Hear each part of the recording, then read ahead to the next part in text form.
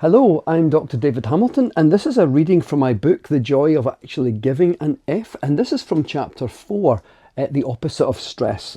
And this section is called A Kind Heart is a Happy Heart. It's pretty well known these days that stress can increase blood pressure.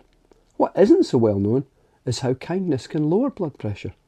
The study in chapter 3 showed how people's happiness was increased if they spent money on others rather than on themselves. Researchers decided to do a similar study with older adults, only now they weren't measuring happiness, they were measuring blood pressure. The participants were asked to spend money on others or spend money on themselves for 3 weeks. After this time, those who had spent money on others had lower systolic and diastolic blood pressure than those asked to spend money on themselves. Amazingly, the magnitude of the effect was as strong as the effect of taking antihypertensive medication or exercise. A lot of this is down to our kindness hormones. They park on the lining of our blood vessels. Okay, when I say park, I mean bind to receptors there. That's the pharmacological term. But as binding is basically the same as parking, let's go with parking from here on in. There are loads of parking bays and cells all throughout the brain and body.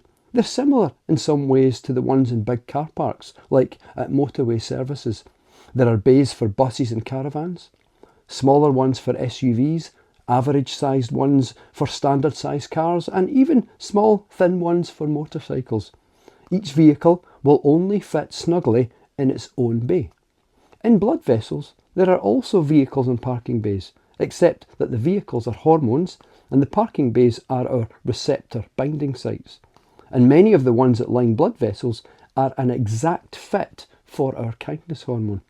They're actually called oxytocin receptors, i.e. kindness hormone receptors. When we have an experience of kindness and it triggers the release of kindness hormones, they park in these bays. Then some cool biology happens that basically results in the production of nitric oxide. Not nitrous oxide, which is laughing gas. Nitric oxide is the substance that Viagra helps pump up. There's also ANP, atrial natriuretic peptide. Between the two of them, ANP but mostly nitric oxide, blood vessel walls relax and expand, or dilate if you want to use the proper term. Now with a wider blood vessel, the heart doesn't need to work as hard to push blood through, so it eases off some of its pressure. What we get from that is a reduction in blood pressure. That's how kindness hormones reduce blood pressure, and thus also partly how an experience of kindness, whether you're the giver, receiver or witness to it, can lower blood pressure.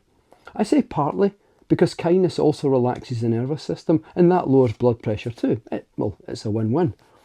If you've ever wondered why kindness not only feels good, but sometimes gives us that nice warm feeling in the chest, this is why. An increase in blood flow to the heart from more relaxed and wider blood vessels.